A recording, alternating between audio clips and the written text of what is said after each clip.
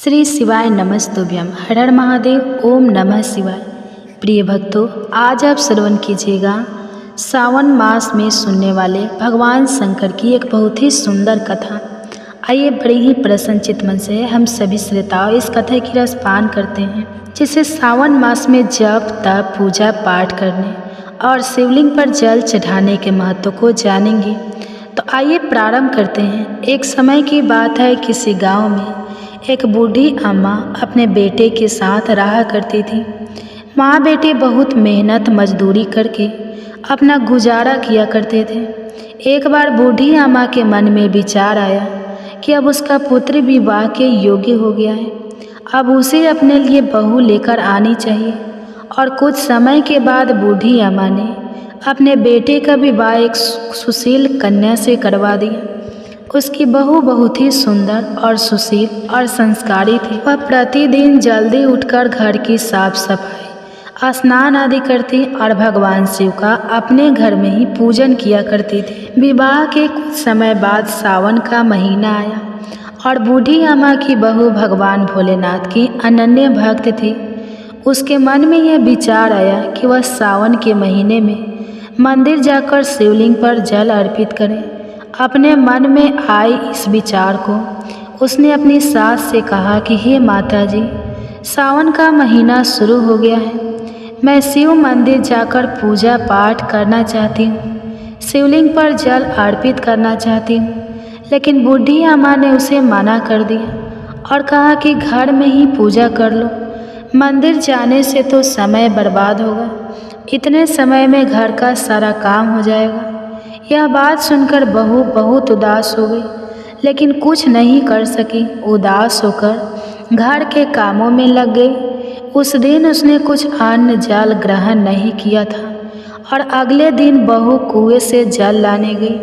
फिर उसने रास्ते में गांव की दो लड़कियों को पूजा की थाली सजाकर मंदिर की ओर जाते हुए देखा। उसने उन्हें रोका और पूछा कि तुम सब कहाँ जा रहे हो?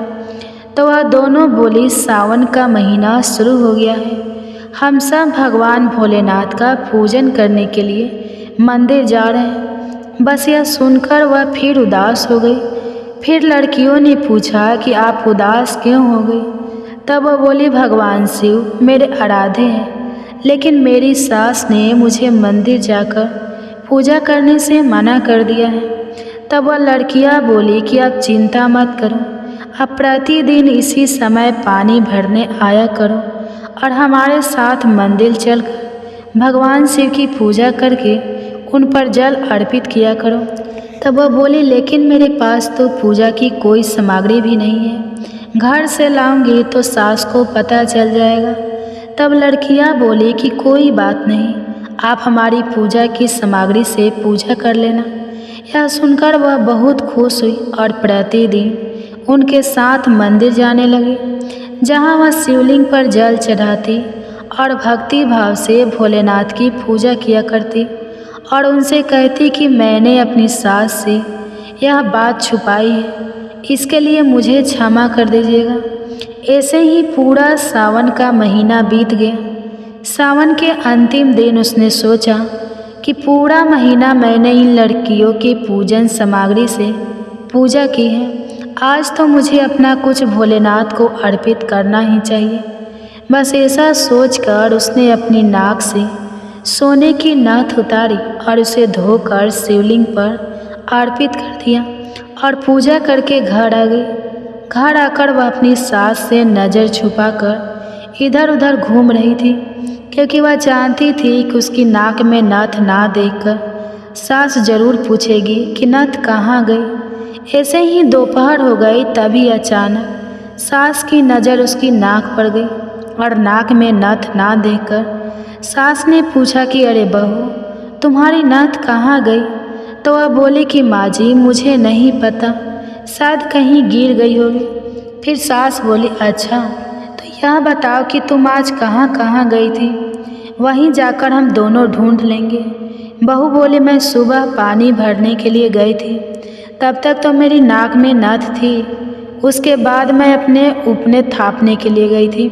फिर सास बोली कि चलो वहीं चलकर देखते हैं। दोनों वहां पहुंचे जहां बहू ने आज उपले थापे थे।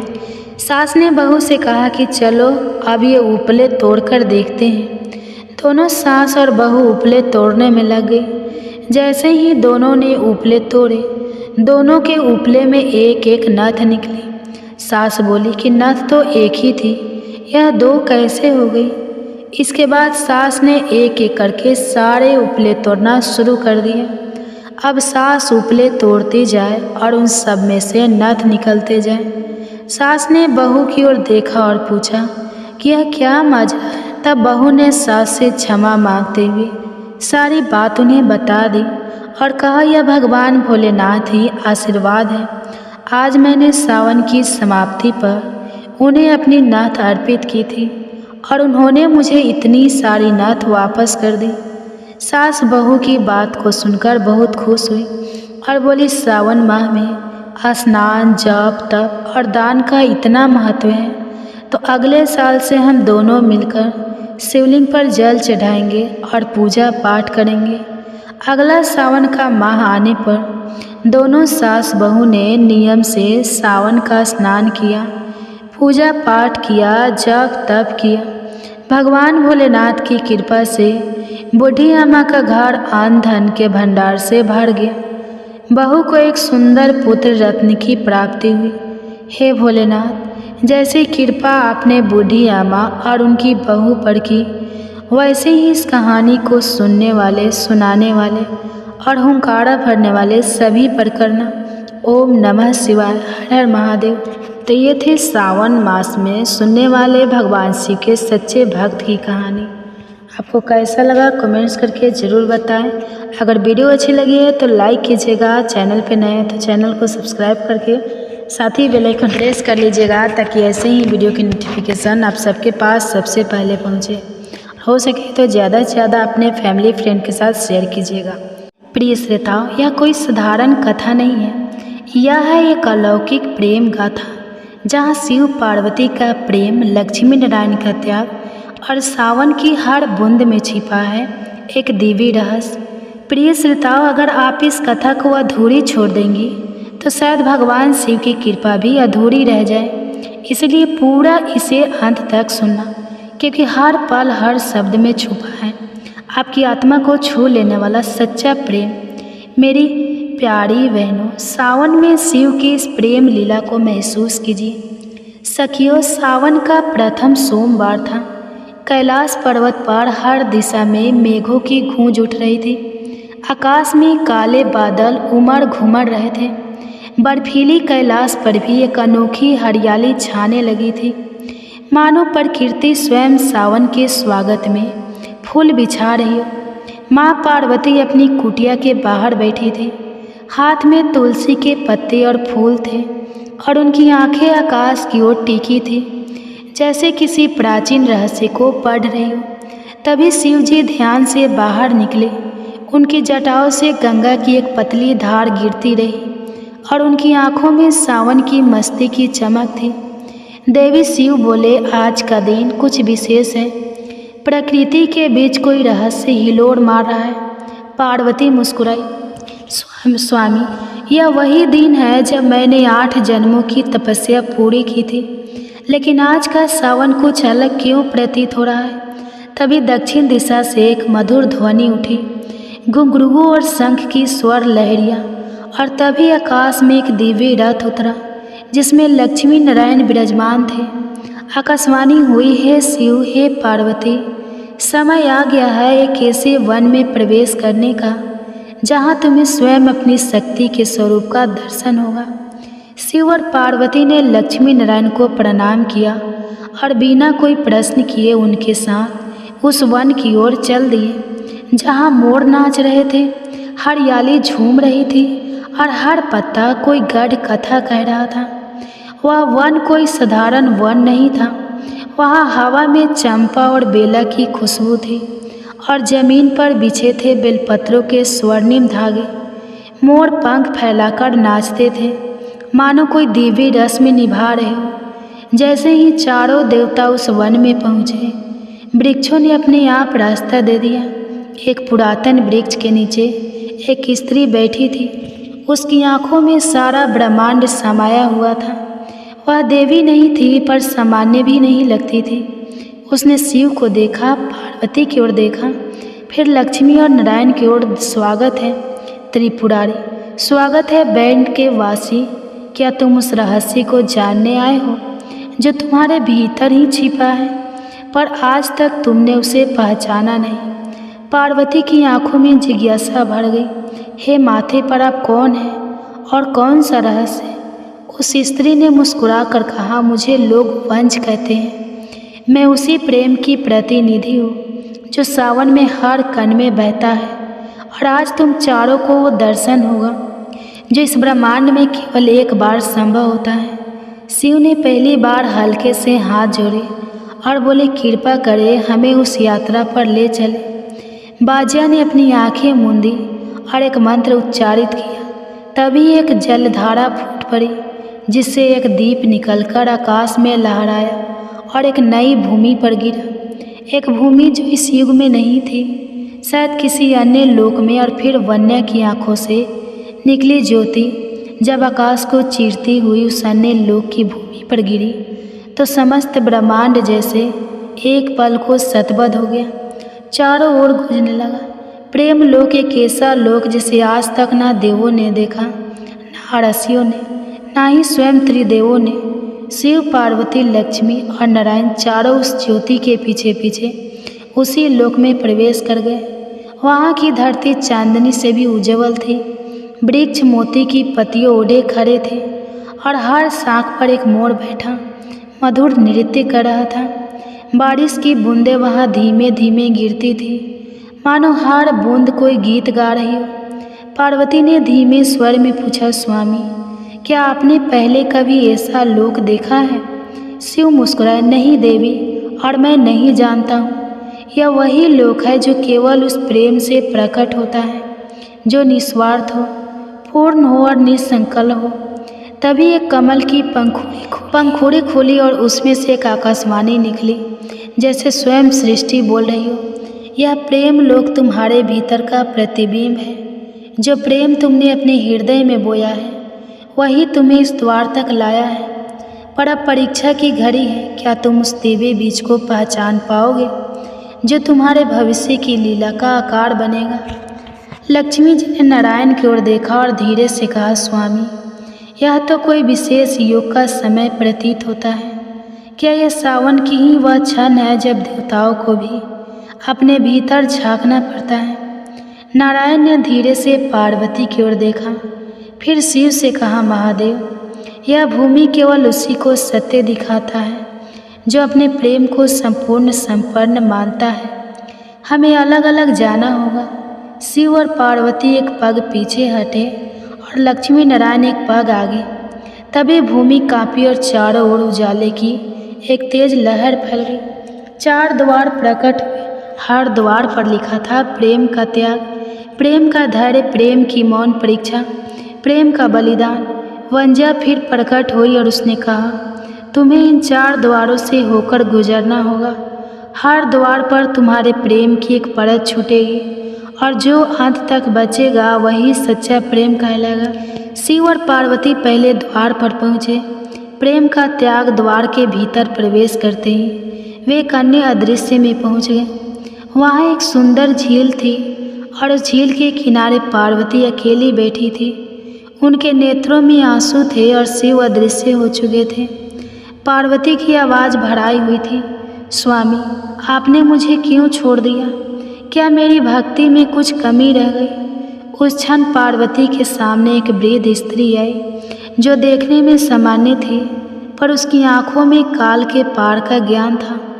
उसने कहा, बेटी, प्रेम तभी सच्चा होता है जब त्याग कर देने पर भी तुम उसका सम्मान करो। शिव ने तुम्हारा त्याग नहीं किया। उन्होंने तुम्हें वह दृष्टि दी है जिससे तुम स्वयं को पहचान सको।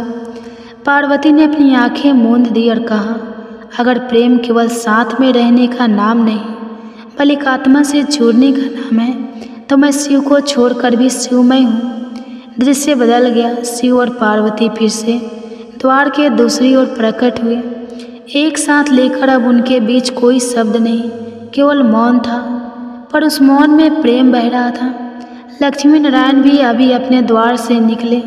उन्होंने धन वैभव और भव्यता को त्याग कर केवल कमल पुष्प के संग उस द्वार को पार किया था। उन्होंने कहा, जहाँ प्रेम है वहाँ धन वैभव का कोई मोल नहीं।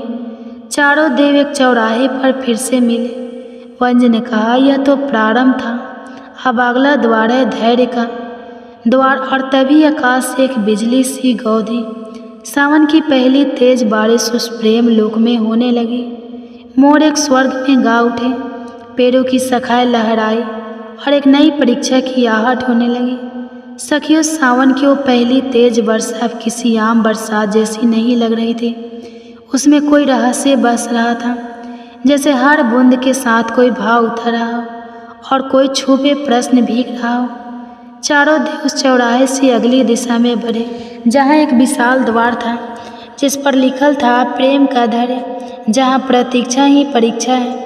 जैसे ही शिव पार्वती और लक्ष्मी नारायण ने द्वार पार किया, उन्हें एक अलग समय में पहुंचा दिया गया। समय वहाँ स्थिर नहीं था पर तेज भी नहीं। वहाँ हर क्षण एक युग जितना लंबा था और प्रतीक्षा सबसे कठिन साधना। इस द्वार के भीतर पार्वती स्वयं को एक घने जंगल में अकेली पाती है। आसमान पर घने बादल हैं, पेड़ बारिश में भीग रहे हैं और वो मोर टहनी पर बैठकर चुपचाप प्रतीक्षा कर रहे हैं, जैसे उन्हें भी किसी का इंतजार हो।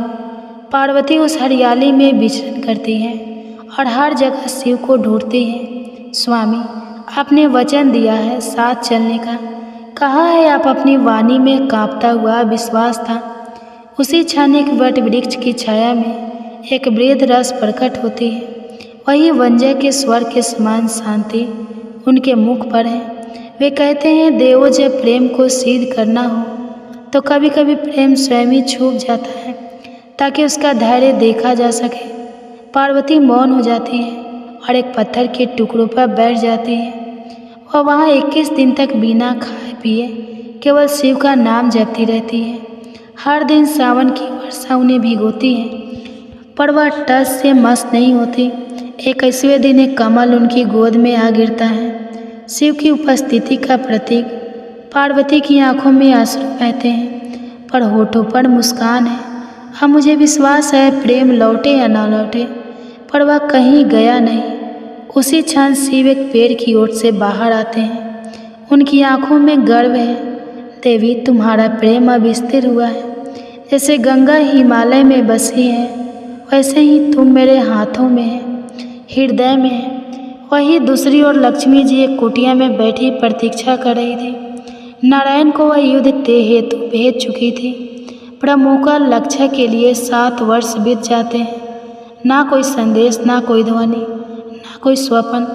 पर लक्ष्मी जी हर दिन नारायण के लिए दीप जलाती है और उस दीप की लौंग बिना बत्ती के भी जलती है। 7वें वर्ष के अंतिम दिन नारायण लौटते हैं, थके मगर शांत, और लक्ष्मी जी बिना एक शब्द कहे उनके चरणों में बैठ जाती है। नारायण कहते हैं, धैर्य वह दीप है जो बिना तेल के भी जले, और तुम्हारा प्रेम लक्ष्मी अब दीपे को चुका है। चारों ओर से चौराहे पर लौटते हैं। वंजा इस प्रकार स्वयं प्रकट होती है, पर अब वह पहले जैसी वृद्ध नहीं, अब वह एक सुंदर कन्या के रूप में प्रकट होती है। सिर पर मोर पंख और नेत्रों में आकाश जैसा विस्तार। वह मुस्कुराती कहती है, अब तुम तीसरे द्वार के योग्य हो। मौन परीक्षा का जहाँ शब्द नहीं चलेंगे, केवल हृदय की भाषा बोलेगी। जैसे ही वह यह कहती है, एक दिव्य मेरे आकाश में उतरता है और पार्वती के चरणों के पास आ बढ़ता है। उसकी आंखों में नमी है और पंखों पर शिव का प्रतीक अंकित है। श्री शिवाय नमस्तुभ्यम। ओम नमः शिवाय। हर हर महादेव। आज प्रिय भक्तजनों, आज सावन सोमवार का व्रत है, इसलिए आप सभी श्रोताओं आज श्रवण कीजिएगा सोमवार व्रत की संपूर्ण कथा। क्या आप जानते हैं कि सावन के सोमवार का व्रत रखने से कौन कौन से फल मिलते हैं? किन स्त्रियों को यह व्रत रखना चाहिए और किन्हें नहीं रखना चाहिए? क्या विवाहित स्त्रियां सामान्य रूप से यह व्रत रख सकती हैं? आज की इस दिव्य कथा में स्वयं भगवान शिव जी हमें बताएंगे कि किन गुणों और लक्षणों वाली स्त्रियों को यह व्रत रखना चाहिए और कौन सी स्त्रियों को भूल कर भी यह व्रत नहीं रखना चाहिए। तो चलिए दोस्तों, हम आप सभी को एक कथा के माध्यम से बताते हैं। दोस्तों, एक बार की बात है, कैलाश पर्वत के शांत और दिव्य वातावरण में, जहाँ हिमालय की बर्फीली चोटियाँ और ठंडी हवाएं एक अलौकिक सौंदर्य बिखेर रही थी, भगवान शिव और देवी पार्वती एक विशाल शिलाखंड पर विराजमान थे। चारों ओर बर्फ से ढके पर्वत, झरनों की मधुर ध्वनि और सन्यासियों के मंत्रों उच्चारण से वातावरण और भी पवित्र हो रहा था। भगवान शिव अपने त्रिशूल के सहारे ध्यान मग्न थे और उनके मस्तक पर चंद्रमा, गले में सर्प और शरीर पर भस्म उनकी महिमा को और बढ़ा रहे थे।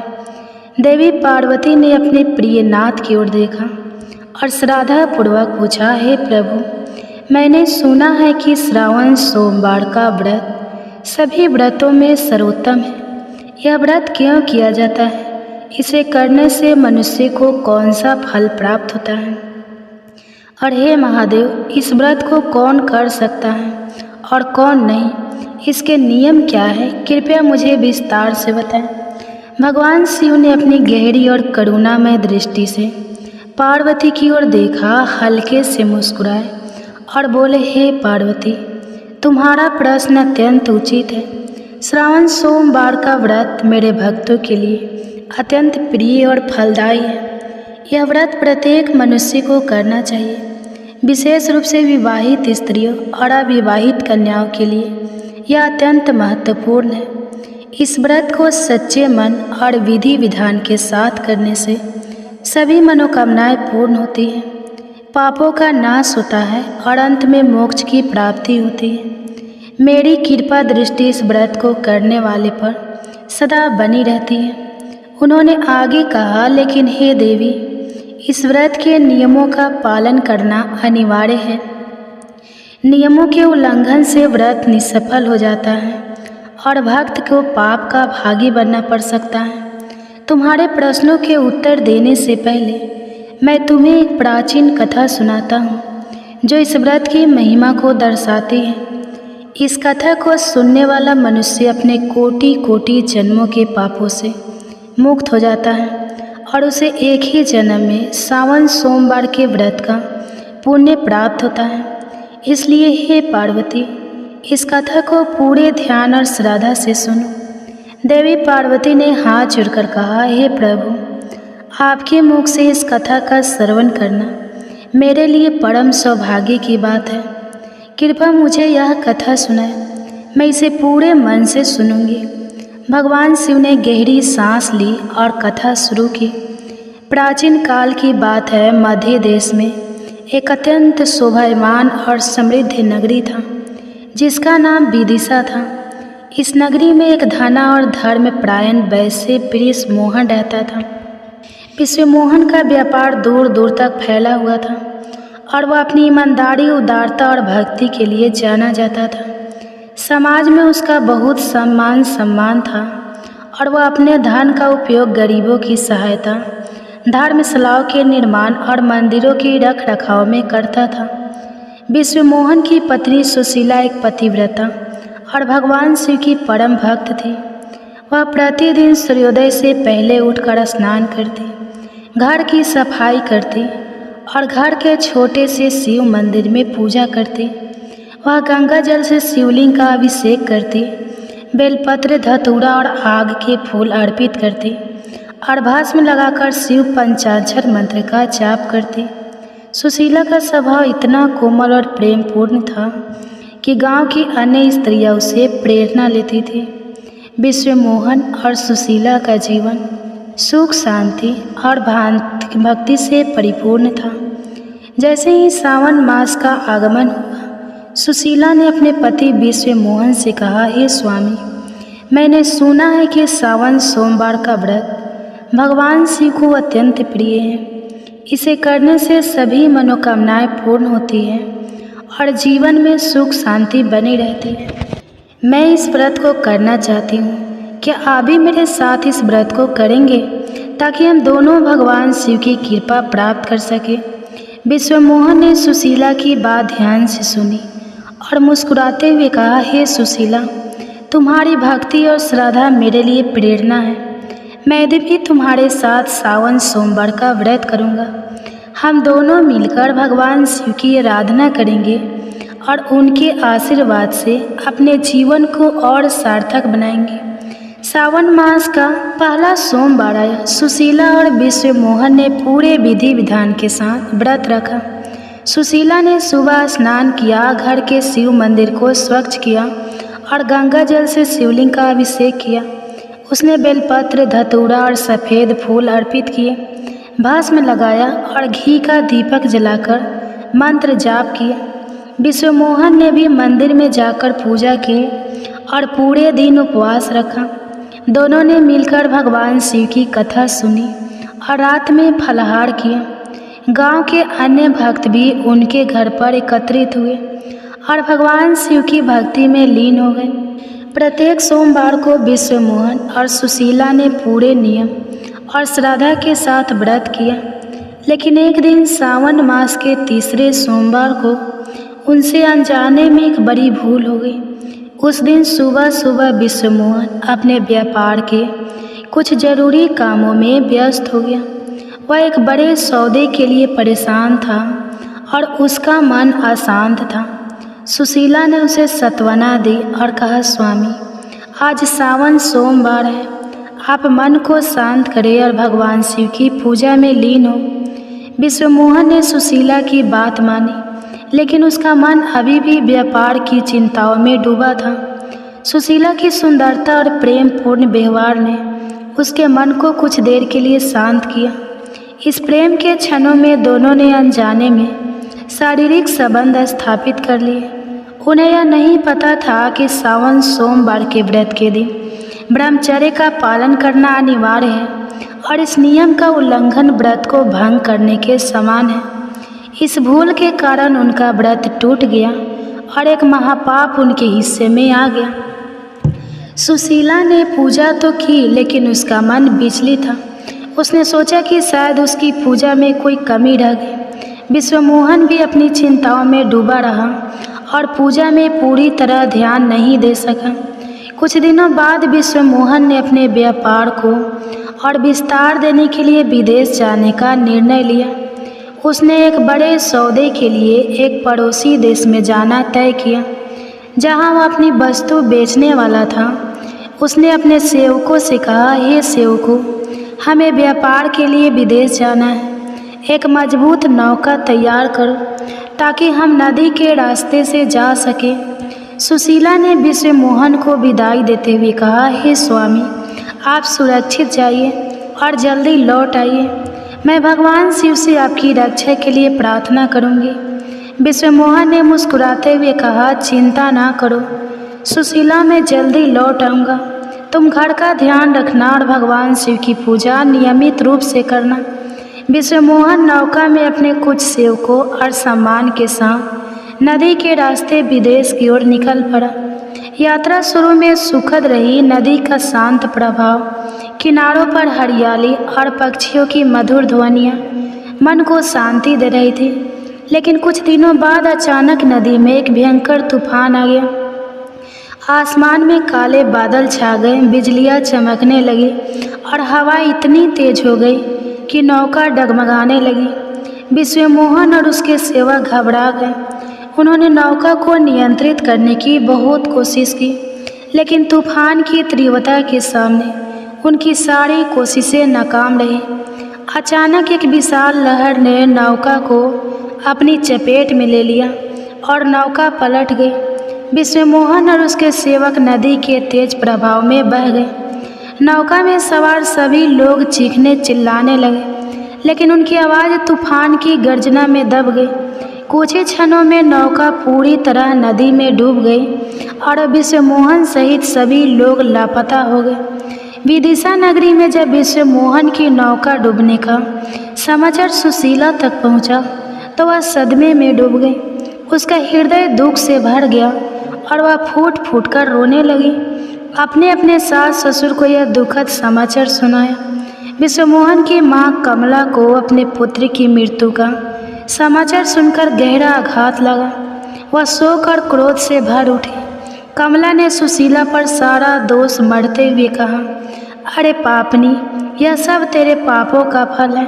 तूने अवश्य ही कोई महापाप किया है, जिसके कारण मेरा बेटा इस तरह समय काल के गाल में समा गया। तो इस घर की लक्ष्मी नहीं, अभिशाप है। सुशीला ने रोते हुए कहा, हे माता, मैं एक पतिव्रता नारी हूँ।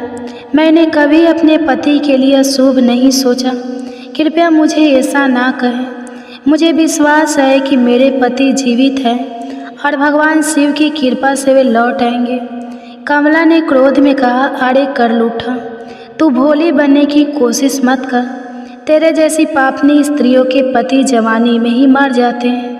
तूने कोई घोर पाप किया है, जिसके कारण मेरे बेटे को यह दंड मिला। अब तो इस घर में नहीं रह सकती। यहाँ से चली जा और जहाँ चाहे वहाँ जा। सुशीला ने गिड़गिड़ाते हुए कहा, माता, मेरे पति के सिवा मेरा इस दुनिया में कोई नहीं। कृपया मुझे घर से ना निकाले। लेकिन कमला ने क्रूरता से सुशीला को घर से बाहर निकाल दिया और कहा, जा उसी नदी में डूब मर जिसमें मेरा बेटा डूबा। तुझे इस घर में रहने का कोई हक नहीं। सुशीला अपने सास के कठोर शब्दों से आहत और अपने पति के वियोग में दुखी रोती हुई घर से निकल पड़ी। वह चलते चलते घने जंगल में पहुंच गई। जंगल में एक विशाल बरगद का वृक्ष था, जिसके नीचे एक प्राचीन शिव मंदिर था। मंदिर का वातावरण शांत और पवित्र था। सुशीला ने शिवलिंग को देखा और उसके सामने बैठकर फूट फूट कर रोने लगी। उसने प्रार्थना की, हे भोलेनाथ, मुझसे ऐसी क्या भूल हो गई कि मुझे यह दंड मिला। आप तो दया के सागर हैं, आप सबको क्षमा कर देते हैं। फिर मेरे द्वारा ऐसा कौन सा पाप हुआ जो क्षमा के योग्य नहीं? कृपया मेरी भूल बताइए और मेरे पति की रक्षा करें। सुशीला ने घंटों तक शिवलिंग के सामने प्रार्थना की, लेकिन उसे कोई जवाब नहीं मिला। उसका मन और अधिक विचलित हो गया। उसने सोचा, यदि मेरे पति की मृत्यु के लिए मैं ही जिम्मेदारी हूँ, तो मुझे जीवित रहने का कोई अधिकार नहीं। एक पतिव्रता स्त्री को अपने पति के साथ ही मर जाना चाहिए। यह सोचकर उसने आत्महत्या करने का निश्चय किया। वह उस नदी की ओर चल पड़ी जिसमें विश्वमोहन की नौका डूबी थी। जैसे ही सुशीला नदी के किनारे पहुंची और छलांग लगाने वाली थी, तभी एक चमत्कार हुआ। भगवान शिव एक साधु के रूप में प्रकट हुए। उनका स्वरूप तेजस्वी और शांत था। उन्होंने सुशीला का हाथ पकड़ा और कहा, हे पुत्री, रुक जाओ। यह क्या अनर्थ करने जा रही हो? आत्महत्या सबसे बड़ा पाप है। किसी भी मनुष्य को अपने प्राण लेने का अधिकार नहीं। सुशीला ने साधु को देखा और रोते हुए बोली, हे मुनिवर, मुझे जीवित रहने का कोई अधिकार नहीं है। मेरे पति उसी नदी में डूब गए और मैं उनके बिना नहीं जी सकती। ना जाने मेरे द्वारा कौन सा पाप हुआ जिसके कारण यह विपत्ति आई। साधु रूपी भगवान शिव ने कहा, हे पुत्री, मैं तुम्हारे बारे में सब जानता हूँ। तुमने और तुम्हारे पति ने सावन सोमवार के व्रत के दिन ब्रह्मचर्य का पालन नहीं किया और संबंध स्थापित किए। यह व्रत के नियमों का उल्लंघन था, जिसके कारण तुम्हारा व्रत टूट गया और तुम्हें यह पाप लगा। लेकिन तुम्हारी भक्ति सच्ची थी और तुम्हारा पश्चाताप मुझे स्वीकार है। सुशीला ने कांपते हुए कहा, हे साधु महाराज, मुझे मेरी भूल का एहसास हो गया है। कृपया बताइए कि मैं इस पाप से मुक्त कैसे हो सकती हूँ और मेरे पति से मेरा मिलन कैसे होगा। साधु ने मुस्कुराते हुए कहा, हे पुत्री, भगवान शिव दयालु है। यदि तुम अगले सावन मास में विधि विधान से व्रत करोगी और ब्रह्मचर्य का पालन करोगी, तो तुम्हारा पति तुम्हें अवश्य वापस मिलेगा। तुम्हें 1 वर्ष तक उस शिव मंदिर में रहना होगा जहाँ तुमने प्रार्थना की थी। वहाँ प्रतिदिन भगवान शिव की पूजा करना, गंगा जल से अभिषेक करना और बेलपत्र, धतूरा और भस्म अर्पित करना। अगले श्रावण मास में तुम्हारा व्रत सफल होगा और भगवान शिव की कृपा से तुम्हारा पति लौट आएगा। सुशीला ने साधु के चरणों में प्रणाम किया और कहा, हे महाराज, मैं आपकी बात मानूंगी। मैं अगले सावन मास तक भगवान शिव की भक्ति में लीन रहूंगी। साधु ने उसे आशीर्वाद दिया और अचानक अंतर्ध्यान हो गए। सुशीला को समझ आ गया कि साक्षात भगवान शिव ने उसे दर्शन दिए हैं। सुशीला उस शिव मंदिर में रहने लगी। उसने 1 वर्ष तक ब्रह्मचर्य का पालन किया और प्रतिदिन भगवान शिव की पूजा की। वह सुबह स्नान करती, मंदिर को स्वच्छ करती, गंगा जल से शिवलिंग का अभिषेक करती और बेलपत्र, धतूरा और सफ़ेद फूल अर्पित करती। वह दिन रात भगवान शिव के मंत्रों का जाप करती और अपने पति की सुरक्षा के लिए प्रार्थना करती। गांव के लोग उसकी भक्ति को देखकर आश्चर्यचकित थे और उसे शिव भक्त सुशीला कहने लगे। जब अगला सावन मास आया, सुशीला ने पूरे विधि विधान के साथ व्रत रखा। उसने ब्रह्मचर्य का पालन किया, मंदिर में पूजा की और भगवान शिव से अपने पति की वापसी की प्रार्थना की। अंतिम सोमवार के दिन जब वह पूजा समाप्त कर मंत्र जाप कर रही थी, तभी भगवान शिव प्रकट हुए। उनका स्वरूप इतना तेजस्वी था कि मंदिर का सारा वातावरण प्रकाशमय हो गया। उन्होंने कहा, हे पुत्री, तुम्हारी भक्ति और तपस्या से मैं प्रसन्न हूँ। तुम जो भी वर मांगना चाहती हो मांग लो। सुशीला ने रोते हुए कहा, हे महादेव, मेरे पाप के कारण मेरे पति से मेरा वियोग हुआ। कृपया मुझे मेरा पति लौटा दे। भगवान शिव ने मुस्कुराते हुए कहा, हे पुत्री, तुम्हारी तपस्या और सच्ची भक्ति ने तुम्हारे पापों का नाश कर दिया है। तुम्हारा पति जीवित है। वह नदी के किनारे तुम्हारा इंतजार कर रहा है। जा उसे ले आ। इतना कहकर भगवान शिव अंतर्ध्यान हो गए। सुशीला दौड़ती हुई नदी के किनारे पहुंची। वहां उसने देखा कि विश्वमोहन एक नौका में बैठकर किनारे की ओर आ रहा था। उसकी आंखों में आंसू छलक है। विश्वमोहन ने नौका से उतरते ही सुशीला को देखा और दौड़कर उसे गले लगा लिया। उसने कहा, सुशीला, भगवान शिव की कृपा से मैं बच गया। जब नौका डूबी तो मैं एक टापू पर बह गया। वहाँ एक साधु ने मुझे बचाया और भगवान शिव की पूजा करने की प्रेरणा दी। मैंने 1 वर्ष तक उनकी भक्ति की और आज मैं तुम्हारे पास लौट आया। सुशीला ने रोते हुए कहा, हे स्वामी, यह सब भगवान शिव की कृपा है। मेरे द्वारा अनजाने में हुई भूल के कारण यह विपत्ति आई थी, लेकिन उनकी दया और मेरी तपस्या से आप मुझे वापस मिल गए। दोनों ने मिलकर भगवान शिव का आभार व्यक्त किया और मंदिर में जाकर पूजा की। विश्वमोहन की वापसी की खबर विदिशा नगरी में आग की तरह फैल गई। कमला ने अपने पुत्र को जीवित देखा और सुशीला से क्षमा मांगी। उसने कहा, बेटी, मैंने क्रोध में तुम्हें बहुत कुछ कहा। तुम्हारी भक्ति ने मेरे पुत्र को वापस लाया। मुझे क्षमा कर दो।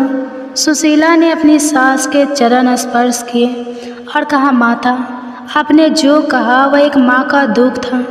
मैंने आपको पहले ही क्षमा कर दिया। विश्वमोहन और सुशीला ने मिलकर विदिशा में एक भव्य शिव मंदिर का निर्माण करवाया, जहाँ वे प्रतिदिन पूजा करते और ग्रामवासियों को सावन सोमवार के व्रत की महिमा बताते। गांव के लोग उनकी भक्ति से प्रेरित हुए और सावन मास में व्रत रखने लगे। कथा समाप्त करने के बाद भगवान शिव ने देवी पार्वती से कहा, हे पार्वती, यह कथा सावन सोमवार के व्रत की महिमा को दर्शाती है। अब मैं तुम्हारे प्रश्न का उत्तर देता हूँ। सावन सोमवार व्रत के नियम एक स्नान और पतिव्रता व्रत के दिन प्रातः काल स्नान करें और शुद्ध वस्त्र पहने। मन और शरीर की शुद्धता आवश्यक है। शिव पूजा, गंगा जल से शिव का अभिषेक करें। बेलपत्र, धतूरा, आँख के फूल और भस्म अर्पित करें। शिव पंचाक्षर मंत्र नमः शिवाय का जप करें। शिव ब्रह्मचर्य व्रत के दिन ब्रह्मचर्य का पालन करें। शारीरिक संबंध बनाना वर्जित है। 4 उपवास, पूरे दिन उपवास करें। रात में फलाहार या हल्का भोजन लें। 5 सत्कर्म, दिन भर सत्कर्म करें। झूठ ना बोले और किसी का अपमान ना करें। शिव की कथा श्रवण, सावन मास सोमवार की कथा सुने या पढ़ें। इससे व्रत का फल कई गुना बढ़ जाता है। मनोकामना की पूर्ति या व्रत सभी मनोकामना पूर्ण करता है। चाहे वह सुख, समृद्धि, संतान या वैवाहिक जीवन की शांति हो। पाप का नाश व्रत करने से सभी पाप नष्ट हो जाते हैं और भक्त की आत्मा शुद्ध होती है। मोक्ष की प्राप्ति सच्ची भक्ति और नियमित व्रत से भक्त को मोक्ष की प्राप्ति होती है। शिव कृपा, भगवान शिव की कृपा से भक्त का जीवन सुखमय और शांतिमय होता है। किन्हें व्रत नहीं करना चाहिए? भगवान शिव ने कहा, हे पार्वती, कुछ लोग इस व्रत के योग्य नहीं हैं, उन्हें यह व्रत नहीं करना चाहिए। वन पति को छोड़कर अन्य पुरुष के साथ रहने वाली स्त्री, ऐसे स्त्री ने विवाह के पवित्र बंधन का उल्लंघन किया होता है। यह व्रत शिव पार्वती के प्रेम और संपर्क का प्रतीक है, इसलिए ऐसी स्त्री को यह व्रत नहीं करना चाहिए।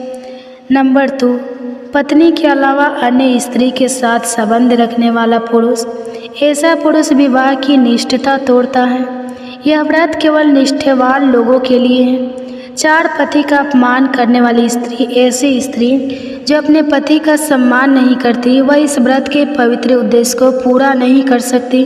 बुरा आचरण रखने वाले, कपटपूर्ण मन और बुरे आचरण वाले लोग इस व्रत के लिए योग्य नहीं है, क्योंकि यह व्रत आत्मशुद्धि और सत्कर्म का प्रतीक है। यह कथा सुनकर देवी पार्वती ने भगवान शिव को प्रणाम किया और कहा, हे प्रभु, आपकी कृपा से मैंने सावन सोमवार के व्रत की महिमा और नियम समझ लिया। यह कथा हर भक्त को प्रेरणा देगी। भगवान शिव ने कहा, हे पार्वती, यह कथा युगों युगों तक मेरे भक्तों को प्रेरित करेगी। जो भी इस कथा को श्रद्धा से सुनता है, उसके सभी पाप नष्ट हो जाते हैं और उसे मेरी कृपा प्राप्त होती है। सावन सोमवार का व्रत सभी के लिए लाभकारी है। इसे सच्चे मन और नियमों के साथ किया जाए। दोस्तों, यह कथा हमें सिखाती है कि सावन सोमवार का व्रत सच्ची भक्ति, आत्म संयम और सत्कर्म का प्रतीक है। भगवान शिव की कृपा से कोई भी संकट असंभव नहीं है। हमें इस व्रत को विधि विधान से करना चाहिए और नियमों का पालन करना चाहिए। यदि अनजाने में कोई भूल हो जाए तो पश्चाताप और सच्चे भक्ति से भगवान शिव से क्षमा कर देते हैं। तो आइए इस श्रावण मास में हम सभी सच्चे मन से भगवान शिव की पूजा करें, उनके व्रत का पालन करें और हर हर महादेव का उच्चारण करें। यदि आपको यह कथा पसंद आई तो कृपया कमेंट बॉक्स में हर हर महादेव अवश्य लिखें। इस वीडियो को लाइक करें, चैनल को सब्सक्राइब करें और अपने और दोस्तों के साथ, परिवार के साथ इस कथा को शेयर करें। अब एक और कथा सुनिए, भगवान शिव भक्त के सच्ची कथा।